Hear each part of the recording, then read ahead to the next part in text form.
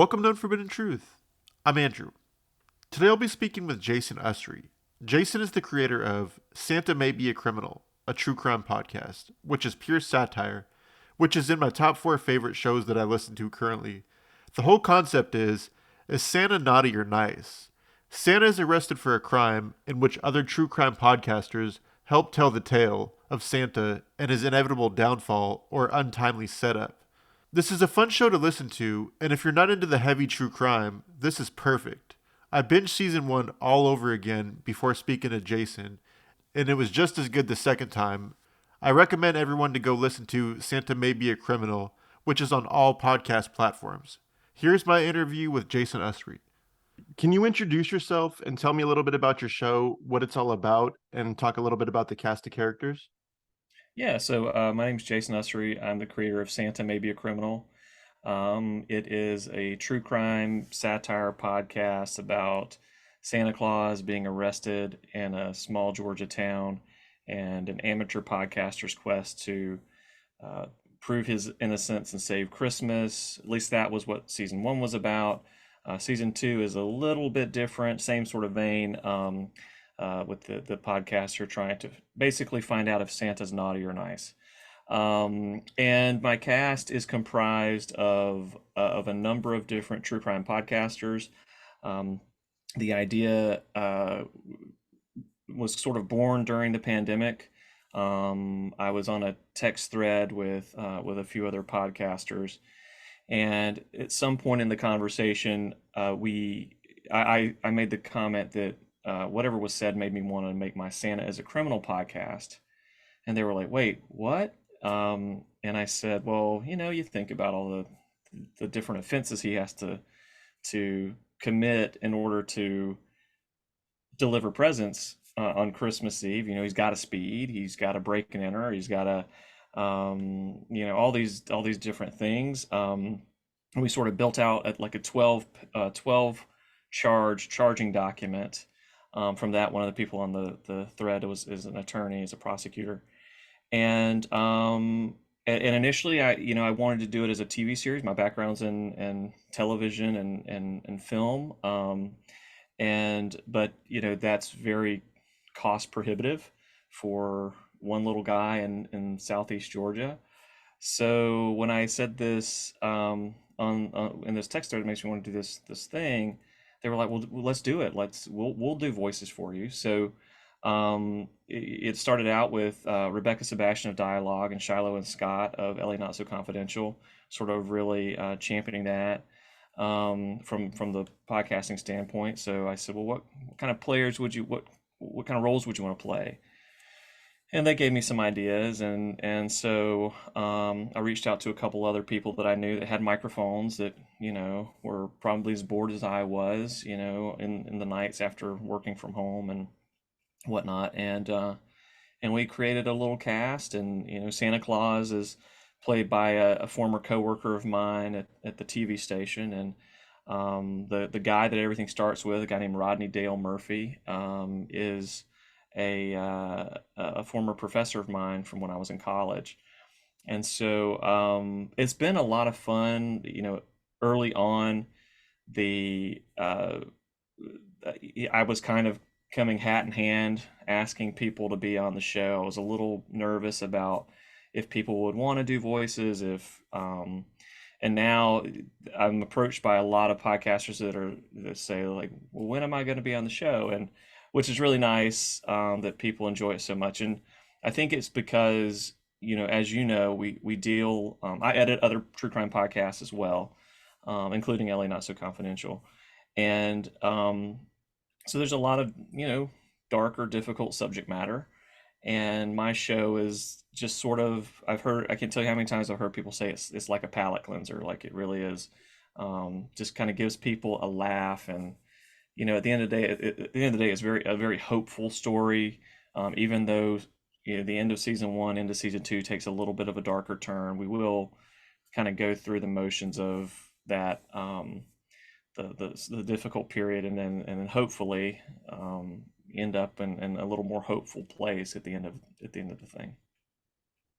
Yeah, when I first stumbled across your podcast, I was like, I'm not sure about this because it's intertwining Christmas with true crime, but actually it's one of my favorite podcasts. Actually, I went ahead and binge season one all over again, and I love the Oh, sound effects, thank the you. little doot doot doot doot doot, before the next episode. That's probably like the greatest sound effect I've ever heard on a podcast.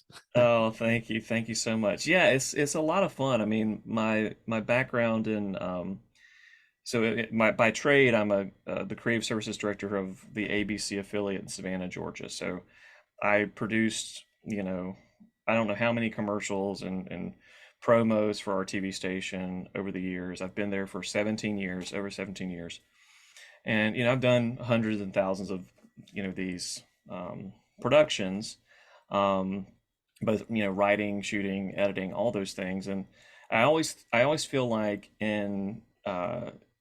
sound is often overlooked in a lot of the productions that we're involved with, and it's such a critical element. And it was a real challenge and a lot of fun to try to tell a story and give people some sort of feeling, create an atmosphere in the show that made people feel like they were listening to this podcast or carrying this microphone around with him wherever he goes. And always some part of there are a lot of things that I kind of you know poke loving fun at, and true crime and podcasting, Christmas in the South, all things that I love. But one of the gags is that Richie never turns his microphone off; it's always on. And so, and Richie Buck is the main character, if I didn't mention that. And so yeah, so it's sort of this omnipresent thing. The story is always going on, and you kind of always are able to kind of fall into it, at any moment that kind of serves a story. Um, and yeah, it's a lot of fun finding the sound effects and kind of developing the sound design, and finding the right piece of music to kind of fit in with the story at the same time. And writing, I write fake ads that we play that are sort of, as akin to sort of the true crime. So better help is, I've rewritten it as better elf. All satirical ads from that standpoint. And it's just a lot. It's so much fun to me. Like when I sit down, I can be working on an edit at 3 o'clock in the morning, and I'm like, I know I need to go to sleep, but I'm having so much fun doing this. I don't want to stop. So yeah, the sound design is a lot of fun that I didn't expect to be as much fun as it is for me, but I love it. Yeah, editing's pretty fun to me too. I love editing videos and messing with all the effects and the filters and Yeah. everything like that. And I'm no pro by any means, but it's like just fun messing around with settings and what have you. Yeah. Well, and it's all part of the discovery too. I mean, my degree is in mass media communication with an emphasis in TV and video production. Um, and I had the fortunate uh, opportunity when I was in college. So we were more of a journalism school. It was mainly trying to develop, journalists and storytelling from a news perspective. And I've always been more in love with sort of the narrative, fictional side of storytelling. And I was in Frank Barnes, who I mentioned earlier, who's Rodney Dale Murphy in the show. I actually um, developed a screenwriting curriculum while I was at the school because he also loved to write screenplays. And there was my advisor during my college career was a guy named Mike Savoy, who really helped sort of give me an opportunity to see that I could actually do some of these things. So, for instance, I was initially a business major. Um, I I was in a business management class, and I was handwriting a screenplay on a yellow legal pad. And the professor of this business management class called my name to answer a question, and I had no idea. I wasn't paying attention, and I I remember being just so embarrassed. I remember my face turning as red as Santa's suit. And I walked out of the class that night, and I got on the bus, and I went back to the other campus, And I walked into the mass media building that night, and that's when I met Mike Savoy. And Mike Savoy taught me a lot. But one of the things that was really kind of cool was I'd begged both he and Frank and some of the other professors in the program to let me do a short film. And it wasn't something that they did because of the liability for insurance for the gear. Like, because I wanted to check the gear out over the weekend, not just use it for a class and bring it back. And they had a lot of, like, you're like, well, we really can't do that, da da da. And so I kind of harassed them for um, a semester or more. And I had the opportunity to study abroad in London at the University of Surrey at Roehampton the summer before my senior year. And on the flight back, and Mike Savoy was the resident advisor over there in London. He was the guy that ran the program. And actually, what's funny is talking about liability. The first day we were there, we went and put all of our gear in our classroom, and then we toured the campus. And when we came back, someone had stolen all of our gear. And so we had to change, we had to pivot from this was going to be a travel documentary class to basically a film studies class at that point, which I'd already taken, previously in some of my undergrad studies. And so, but anyhow, so we did that. And then on the flight back from London, I was sitting on an aisle seat, and then one row over and one seat up on the aisle was Mike Savoy, my advisor. And he turned around and he saw me working on something. He said, "What are you working on?" And I said, "I'm storyboarding my movie." And he said, "Well, I told you we couldn't really let you do that." And I said, "I know, but I'll find a way, whatever I have to do, I'll figure it out." And I remember him just having this like defeated sort of, like, his shoulders slumped, and he sighed and he said, "All right, we'll figure something out." And so when the new semester started, the fall semester started, he told me, "Here's what we'll do. We'll let you do basically your pre-production and your production in fall semester, and in spring semester you can do production and I'm sorry, post-production and marketing and screen it, and that'll be your grade." And so they let me sort of go a little wild, and I created this really bad 25-minute short film. And but we had a really good time with it, and I learned a lot. And that sort of taught me the baseline of editing. And then when I got into the real world, where there are real deadlines and there are real clients and there's real money at stake, and you're trying to find ways to be creative, especially after 17 years, you're trying to find ways to be different than, because you don't want every spot to look the same. You want them to have, if it's in your brand, you want them to have the same, in the same family, but you don't want them to be the exact same. It taught me to really kind of use that elastic part of my brain, and, like you're saying, try new things on the fly, see what works best and see how it feels. And that's is I think that's a long story to say. I think discovery is really important in creative endeavors. um, and sometimes you do just have to try things and see if they work. And that's like, initially when I wrote the series out for this, um, that end theme, that big bad Santa thing, that dun, dun, dun, dun, dun, that thing. I initially I was gonna that wasn't a thing. I wasn't gonna use the same theme for the end of every show. I was going to take I had there were these lo-fi beats that I really like, Christmas themed lo-fi beats that I really like on Epidemic Sound, and I had plotted out like what each episode was going to end with. It was going to be a different song for every episode, and it was sort of related to the content in the episode and whatever. And then, trying things out, I found that Big Bad Santa song, and I cannot tell you how many people just say that's amazing. And I licensed it through Epidemic Sound, um, and it really does have this kind of like that punch at the end, and gets you kind of excited and revved up for the next show. And so I'm so pleased that you went back and binged it. I've heard a lot of people have said that they've done that.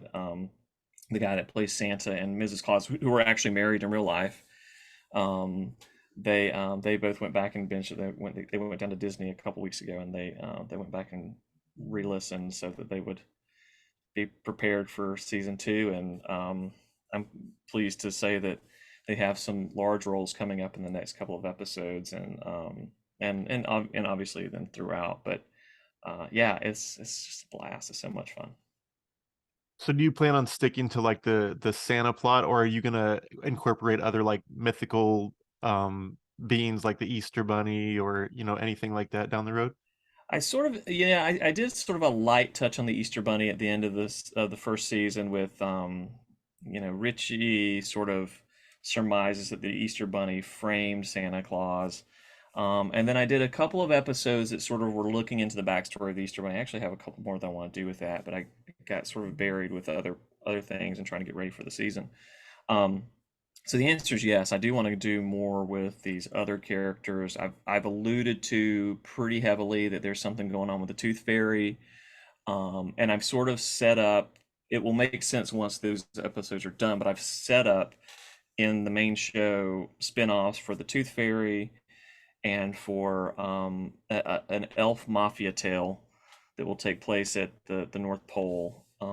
And both of those different stories. So Santa May Be a Criminal, the main show is more of a well, it's more of a sort of a true crime, sort of Dateline sort of feel to it. It's kind of the standard sort of true crime storytelling. Is sort of the feel I'm going for. But with the Tooth Fairy, I'm going to angle that more and write it more and design it more as a sort of a Narcos type storyline and storytelling, and the way the sound is, there will be some similarities obviously because it's me, but it's going to be more along that line. And then the Elf Mafia will be more, again, more sort of that mafia sort of feel to that um, that storyline. And then I've thought about St. Patrick. We've introduced Krampus here in season 2. I've got sort of a whole built out sort of spin-off in my mind that I want to do with Krampus and the Krampus family, because there's not just one Krampus, it's actually there's a family of them. And so I want to kind of build these things out so that they are it's sort of like a whole little universe there. Initially I was going to go lesser on the Easter Bunny and more on the Tooth Fairy, but I felt like it was an appropriate, the Easter Bunny just made sense where I was writing the series or the season last season. And I don't have a plan for him. I haven't finished out writing the whole season yet. I need to, but I don't have a plan for the Easter Bunny to reoccur this season yet. But he might show up again at the end, just to kind of push us into another direction, because it's all up for me. There's a lot of I like to play a lot with misdirection and irony and things like that. So every episode, or I try every episode to kind of end on like a gasp, or a twist, or something that makes people say, what, well, now I gotta listen to the next episode. And so, but yeah, like it's fun for me to do these sort of fictionalized things. And um uh, a big podcaster, who uh, he's mentioned in the his characters mentioned in the first episode of this season, told me that he wanted to do it. It was Bob Ruff. I'll just go ahead and say it's Bob Ruff. He told me, I was on True Crime Binge back in March. He said, um, we should do something with like the Big Bad Wolf and Little Red Riding Hood, and I can be Detective Ruff. And I said, okay, I'm gonna hold you to it. And I thought he was joking. And then I saw him at CrimeCon, and he said, no, no, no, serious. We could totally do that, at some point. And so I've sort of set up that as a potential spin-off as well from this storyline. And so it won't necessarily just be holiday characters. It'll be um, all sorts of, you know, Fairy fairy tale like tale. creatures and whatnot. Yeah, yeah, yeah. So it's fun, man. It's a blast. Yeah, that's exciting. I love the show and I love the concept. And there's a lot of people that listen to podcasts that don't want to listen to true crime, but I feel like this is an exception where it's a true crime podcast that you can listen to even if you're not interested in true crime. Yeah, I think so too. And it's it definitely has some of the same tropes, but it is all said with, obviously these are all fictional. Nobody was nobody's been murdered. It's all sort of in good fun. Um, and the other thing too is I do try at the end of every episode to include the PSA for nonprofit that's in the true crime space. I think it's really important that people understand that I think intro it usually every episode is. I know we've had a lot of fun today, with a laugh at this, but there are really serious things that are happening, and there are ways you can make a difference. So here's a PSA from whether it's private investigations for the missing or it's the Porchlight Project. There are a few different ones. My plan for that also, I wanted to have a different PSA for every show, um, but only a handful. I've only gotten a handful of them sourced out, so I tend to rerun some of those the same, which is fine because it gives them a little more exposure. But yeah, it's great, man. It's fun, and it is. I do think it does kind of give people a little bit of a break, And even though it's Santa Maybe a Criminal, I try to make sure that um, people are realize that it's not just a Christmas podcast, that these things do sort of extend outside of that realm. So yeah. Where can people find your show and find you on social media to keep up to date with the show and everything that you have going on? So yeah, it's the show is wherever you listen to podcasts. It's Santa May Be a Criminal, and so Apple and Spotify are, I think, as normal by far where we get our most listens, but we're on Stitcher and all of the other ones. And then in terms of social media, I'm on Twitter and Instagram at Santa Maybe, and on Facebook at Santa Maybe podcast, I think is what it is. Santa Maybe a Criminal podcast or something like that. But if you search Santa Maybe a Criminal, you'll be able to find it. Um, and yeah, I'm pretty active on social media. I guess not quite as much as I'd like to be, but every couple of days we usually drop something, and we drop little hints and things and tie into the episodes. One of the I'll say quickly, one of the things that we was more of a, I guess, more of a thing than I imagined that it would be was, so in the first season and also here in the second season, we have episodes that take place at the North Pole, and those episodes have elves in them. So I've taken people's voices and made them sound like elves, and so a lot of podcasters, when they've come to me and say, "I really want to be an elf," which is one of the reasons that I kind of decided I was going to spin off the Elf Mafia series, because I didn't have enough elf characters to create, have so many people be elves, and I really am trying to, let people be what they want to be as much as possible. Um, but I even elfify people through Midjourney AI. Like we had uh, I did George Stephanopoulos, I did Elvish Presley, so Elfton John. Like there are things like that I drop on social media that are a lot of fun for people to see. So Is there anything that you'd like to add or plug before we get out of here? Um, no, I just hope people listen to the show, like the show, do the 5-star rating, give a review. I share the reviews on social media also. Last season, I did read a lot of the reviews through in the episodes. I will probably do that kind of sporadically this season, just because I've got a lot of content. Um, Last season, I was kind of finding my way, sort of through the season. I initially had started the season with 6 episodes locked, and then initially I had planned on doing just 12 episodes, and then midway through the season I was like, people like this. I'm going to really try to do a second season, and so I sort of changed the back half of my season to allow me to create a twist at the end of the season so that I could get into the second season. Um, but so it was a little more loosey goosey last season, but no, I just hope that people will listen and like the show and provide feedbacks. You can send emails to workshop at santamaybe.com. Santamaybe.com is the website if people want to go there and check it out. It's not fully, I mean, it's built out, but I want to introduce more content there.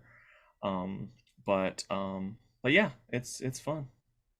Awesome. Well, thank you again for coming on the show, and we'll have to do it again in the near future. Awesome. Thank you, Andrew, so much for having me. This has been fun. That was my interview with Jason Usry. For extra content, access to my virtual true crime gallery, ad-free episodes, and more, head on over to patreon.com/unforbidden truth and subscribe now. Thank you for listening. See you on the next one. Unforbidden.